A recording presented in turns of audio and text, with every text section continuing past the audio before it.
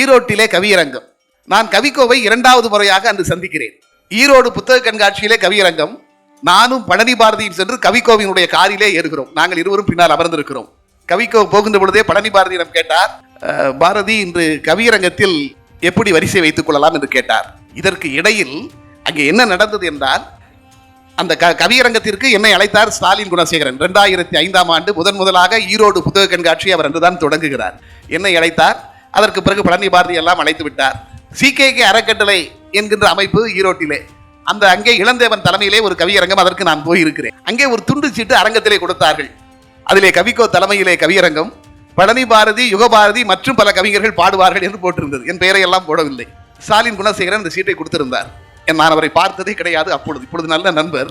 யார் ஸ்டாலின் குணசேகரன் என்று கேட்டேன். அவரை காண்பித்தார்கள். இது என்ன சீட்டு என்று கேட்டேன். ஏன் என்று கேட்டார். இல்லை, எங்களை எல்லாம் மற்றும் பலரில் சேர்த்திருக்கிறீர்களே, 2 பேரை மட்டும் போட்டுவிட்டு ஏன் மற்றவர்கள் பேரை போடவில்லை என்றேன். சினிமா கவிஞர்கள் மட்டும்தான் நீங்கள் உங்கள் பத்திரிகையிலே பேரை போடுவீர்களா, அந்த நோட்டீஸிலே விளம்பரத்திலே எங்கள் பேரை போட மாட்டீர்களா என்று கேட்டேன். இல்லை தோழரே, உங்களை ஒப்பந்தம் செய்வதற்கு முன்பாகவே இந்த துண்டு சீட்டு தயாராகிவிட்டது, அதனால தான் உங்கள் பெயரில் இடம்பெறவில்லை என்று சொன்னார். நான் சொன்னேன், இல்லை, நீங்கள் சொல்வது தவறான தகவல். ஏனென்றால் இந்த கவியரங்கத்திற்கு நீங்கள் பழனி பாரதியை அழைத்த பொழுது என்னை பழனி பாரதியிடம் கேட்டார், ஏண்டா இந்த கவியரங்கத்திற்கு நீங்கள் போகிறீர்கள்? ஆமாம், நான் போகிறேன், என்னை அழைத்திருக்கிறார் என்று சொன்னேன். என்னை இன்று அழைத்தேன் என்று சொன்னார். ஆக எனக்கு பிறகுதான் நீங்கள் பழனி பாரதியை அழைத்திருக்கிறீர்கள். ஆனால் சினிமா கவிஞர்கள் பேரைத்தான் போட வேண்டும் என்று நீங்கள் முடிவு செய்திருக்கிறீர்கள். மக்கள் சிந்தனை பேரவை இப்படி முடிவு செய்யலாமா? சரி, பரவாயில்லை, நான் யார் என்பதை உங்களுக்கு நான் மேடையிலே காண்பிக்கிறேன். அவரிடம் சொன்ன வார்த்தை. பக்கத்தில் இருந்த விவேகா சொன்னார், நான் கூட சினிமா கவிஞன் தான், என் பேரை கூட போடவில்லையே, நான் வரமாட்டேன் என்றார். நான் சொன்னேன், அப்படி அல்ல, நான் வருவேன், நீங்கள் தருகிற சன்மானத்தை வாங்க மாட்டேன், ஆனால் நான் யார் என்பதை மேடையிலே நான் காண்பிக்கிறேன் என்று சொல்லிவிட்டு, ஏற்கனவே எனக்கு அது அந்த ஒரு படபடப்பு, நம் பெயர் இடம்பெறவில்லையே, மேடையிலே நம்மை நிரூபித்தாக வேண்டும் என்று மிக பிரமாதமாக கவிதைகளை தயார் செய்திருந்தேன். காரிலே போகின்ற பொழுது கவிக்கு அவர்கள் கேட்கிறார் பழனி பாரதியிடம், யார் முதலில் பாட வேண்டும்?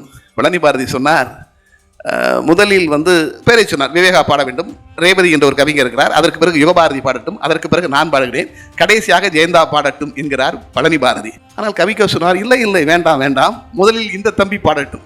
கவியரங்கத்தில் சிறப்பாக பாடுகிறதை தான் கடைசியாக பாட சொல்வார்கள். என்னை கவிக்கோவிற்கு அறிமுகம் இல்லை, முதலில் இந்த தம்பி பாடட்டும் என்று அவர் ஒரு வரிசைப்படுத்தி கடைசியாக பழனி பாரதி பாடட்டும் என்று சொல்லி முடித்து விட்டார். போனவுடன் மேடைக்கு போய்விட்டோம். மேடையிலே என்னை முதலாவதாக கவிக்கோ அழைத்தார். ஆகஸ்ட் மாதம் நடந்த கவியரங்கம் என்பதால் இரவிலே வாங்கினோம் என்று தலைப்பை கொடுத்திருந்தார்கள். நான் சுதந்திரத்தை பற்றி அந்த கவியரங்கத்திலே பாடினேன். சுதந்திரத்தை பற்றி நிறைய இடங்களில் நிறைய பேர் பாடிவிட்டார்கள். இருந்தாலும் ஏதேனும் செய்தாக வேண்டும் என்று சொல்லி வேறு மாதிரி ஒரு திசையிலே நான் சிந்தித்திருந்தேன். நான் சொன்னேன், அந்த கவியரங்கத்திலே பாடிய சில வரிகளை மட்டும் உங்களுக்கு சொல்லுகிறேன். ஆயுதம் ஏந்தாமல் அகிம்சையில் கிடைத்ததாலோ என்னவோ, சுதந்திரத்தை அவரவர் பாணியில் அவரவர் பார்க்கிறார். சுதந்திரத்தை பற்றி அரசு ஊழியர்களின் கருத்து தெரியுமா? முதல் தேதி கிடைத்திருந்தால் முழுதாய் கிடைத்திருக்கும், 15ஆம் தேதி கிடைத்ததால் தான் பாதியாய் கிடைத்திருக்கிறது. சுதந்திரத்தை பற்றி மருத்துவர் ஒருவரின் மன கருத்து என்ன தெரியுமா? 8ஆம் மாதத்தில் பிறந்ததால் சுதந்திரம் எடை குறைவாக இருக்கிறது, எதற்கும் சில எக்ஸ்ரேக்கள் எடுத்து பார்க்கலாம். சுதந்திரத்தை பற்றி வழக்கறிஞர் ஒருவர் வாய் திறந்து சொன்னார், 18க்கு மேல் வாங்கியிருந்தால் மேஜராக இருந்திருக்கும், 15இல் வாங்கியதால் தான் சுதந்திரம் இன்னும் மைனராகவே இருக்கிறது. என் கணித ஜோதிடர் சொன்னார், சுதந்திரம் வாங்கிய மாதத்தின் பெயரில் கஸ்ட் என்று வருவதால் தான், சுதந்திரம் வாங்கிய ஆகஸ்ட் என்கிற மாதத்தின் பெயரில் கஸ்ட் என்று வருவதால் தான் கஷ்டமாக இருக்கிறது. சுதந்திரத்தின் மாதத்தின் பெயரை பெஸ்ட் என்று மாற்றிவிட்டால் அத்தனையும் சரியாகும். கவர்ச்சி நடிகை ஒருவரும் கருத்து சொன்னார், அதைத்தானே நம்மூரில் அட்டைப்படத்தில் போடுகிறார்கள்.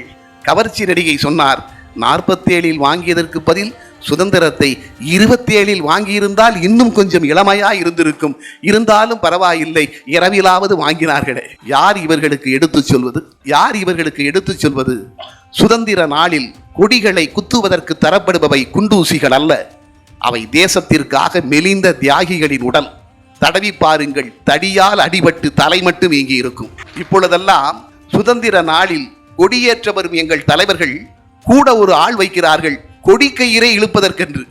கொடியேற்ற வரும் எங்கள் தலைவர்கள் கூட ஒரு ஆள் வைக்கிறார்கள், கொடிக்கயிறை இழுப்பதற்கென்று. சொல்லுங்கள் அவர்களுக்கு, இந்த சுதந்திர கொடி பறப்பதற்கு சிறையிலே ஒருவன் செக்கையே இழுத்தான் என்று. சுதந்திர நாளில் கம்பத்தில் ஏறி வரும் கொடிக்கயிறு எடுத்து வரும் பூக்களை உச்சிக்கு போனதும் உதிர்த்துவிடும் கொடி. கம்பத்தில் ஏறி வரும் கொடிக்கயிறு எடுத்து வரும் பூக்களை உச்சிக்கு போனதும் உதிர்த்துவிடும் கொடி. தேசத்திற்காக மாண்ட வீரர்களின் மனைவியர் கூந்தல் நினைவினில் வருவதால் இன்றாயும் தெரிந்து கொள்வோம் இந்தியர்களே, நம் தேசிய கொடி பட்டொளி வீசி பறப்பது திரிக்கப்பட்ட கயிறுகளில் அல்ல, பறிக்கப்பட்ட உயிர்களில் என்று சொல்லி அந்த கவியரங்கை நிறைவு செய்தேன். எல்லோரும் சாப்பிட உட்கார்ந்தோம். அப்பொழுதுதான் கவிக்கோ சொன்னார், ஜெயந்தா, இந்த கவியரங்கத்தில் கோல் அடித்து விட்டீர்கள். இது என்னுடைய வார்த்தை அல்ல, இது என்னுடைய வார்த்தை அல்ல. 25 வருடங்களுக்கு முன்பு கண்ணதாசன் என்னை பார்த்து சொன்ன வார்த்தை என்று கவிக்கோ சொன்னார். அதற்கு பிறகு எந்த கவியரங்கத்திலும் கவிக்கோ கலந்து கொண்ட கவியரங்கத்தில் முதலில் என் பெயர். அதே மாதிரி டெல்லியிலே ஒரு கவியரங்கம் குறித்த சில கவிஞர்கள் வரவில்லை. எனக்கு காய்ச்சல், போன இடத்திலே காய்ச்சல் வந்து விட்டது. நான் தங்கியிருந்த அறைக்கு வந்து கவிக்கோ வந்து பார்த்தார். யாரும் வரவில்லை, உங்களுக்கும் காய்ச்சல் வந்து விட்டதே ஜெயந்தா, கவியரங்கத்தின் நிலைமை என்னாகும் என்று தெரியவில்லை என்று சொன்னார். இல்லை, நான் காய்ச்சலோடு வந்து பாடுகிறேன் ஐயா, பரவாயில்லை என்று சொல்லிவிட்டு தமிழ் சங்கத்திலே இருக்கிற பக்கத்து அறையிலே தங்கி நான் ஊசியெல்லாம் எடுத்துக்கொண்டு மருந்தெல்லாம் எடுத்துக்கொண்டு போய்விட்டேன். போய் உட்கார்ந்தேன். அந்த எப்படியும் கவியரங்கத்தை வெற்றிகரமாக்க வேண்டும், எங்கள் கவிக்கோ தலைமையில் நடக்கிற கவியரங்கம் அல்லவா, வெற்றி பெற வேண்டும் என்கிற ஒரே வெறியோடு அங்கே பாடினேன். எனக்கு தரப்படுது பொது தலைப்பு, தட்டினால் திறக்குமா. தட்டினால் திறக்குமா. ஒருத்தருக்கு நியாய விலை கடை கதவு, ஒருத்தருக்கு கல்வி நிலைய கதவு, அந்த வரிசையில் எனக்கு அமைச்சர் வீட்டு கதவு. தட்டினால் திறக்குமா. அங்க அமைச்சருடைய உதவியாளர்கள் டெல்லியில முன்னால 10 பேர் உட்கார்ந்துருக்காங்க. எனக்கு தலைப்பது. போனேன். டெல்லி தமிழ் அரங்கத்தை பார்த்தவர்களுக்கு தெரியும், தமிழ் சங்கம் கீழையும் மேலையும் இருக்கும். கீழே இருக்கைகள், மாடியில் இருக்கைகள். மாடியில் ஆட்களே இல்லை, கீழே அரங்கம் நிறைந்திருக்கிறது. கவிக்கோ என்னை அழைத்தார். நான் இப்படி ஒலிவாங்கி பக்கத்தில் போய் நின்றேன். நான் சொன்னேன், அரங்கின் தலைவனே, அரங்கம் கூட அமைச்சரை போலவே இருக்கிறது, மேல் மாடி காலியாக. அது பல வருஷத்துக்கு முன்னால் நடந்தது, அது குறித்து வச்சுக்கணும். உடனே கவிக்கோ கேட்டார், மத்திய அமைச்சரை போலவா மாநில அமைச்சரை போலவா? எதிரே அமைச்சர் உதவியாளர்கள் உட்கார்ந்து இருக்கிறார்கள். நான் சொன்னேன், ஏதேனும் பிரச்சனை வந்தால் டெல்லி வந்து தீர்த்து கொள்ளலாம், டெல்லியிலேயே பிரச்சனை வந்துவிட்டால் என்ன செய்வது, இதோடு விட்டுவிடலாம் என்று அன்று நான் சொன்னேன். அதெல்லாம் என் நினைவிற்கு இப்பொழுது வருகிறது. அன்று அந்த கவியரங்கத்திலே நான் பாடுகின்ற பொழுது பனித்துளியையும் அரசியல் கட்சிகளையும் ஒப்பிட்டு பாடினேன். அதாவது சில வரிகள் நினைவிலே இருக்கின்றன. நான் சொன்னேன், பனிக்கலைஞரும் பனித்துளியும் ஒன்று, காலையிலேயே கண் விழிப்பதில். கலைஞரும் பனித்துளியும் ஒன்று, காலையிலேயே கண் விழிப்பதில். அம்மாவிற்கும் பனித்துளி பாடுவது போலவே அம்மாவிற்கும் பனித்துளிகளுக்கும் ஒரே ஆசை, 2 பேருமே இருக்க விருப்பப்படுவது தோட்டங்களிலும் எஸ்டேட்டுகளிலும் தான். விஜயகாந்திற்கும் பனித்துளிக்கும் வித்தியாசம் இல்லை. அப்படி ஒரு திருமண மண்டபத்தை எடுத்த நேரம், விஜயகாந்திற்கும் பனித்துளிக்கும் வித்தியாசம் இல்லை. இருவருக்கும் சந்திரனைத்தான் பிடிக்கும், இருவரையுமே சூரியன் தான் இடிக்கும். காட்சிக்கு பனித்துளியும் காங்கிரஸ் தான், காட்சிக்கு பனித்துளியும் காங்கிரஸ் தான். கூட்டமாய்த்தான் இருக்கும், ஆனால் ஒருவருக்கொருவர் ஒட்டுவதே இல்லை. டெல்லி என்பதால் பலத்த வரவேற்பு. ஒருவர் கவியரங்கம் முடிந்தவுடன் ஓடி வந்து என்னை கட்டி பிடித்து தூக்கினார். தூக்கிவிட்டு பாராட்டினார்.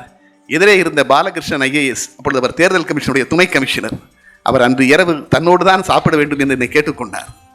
அப்பொழுது கவிக்கோ அந்த இடத்திலே சொன்ன வார்த்தை, இந்த வரவேற்பை எல்லாம் பார்த்துவிட்டு சொன்ன வார்த்தை, எங்களுக்கெல்லாம் பிறகு கவியரங்கம் என்னவாகுமோ என்று கவலைப்பட்டேன், எனக்கு ஜெயந்தாவை பார்க்கின்ற பொழுதெல்லாம் நம்பிக்கை வருகிறது என்று சொன்னார்.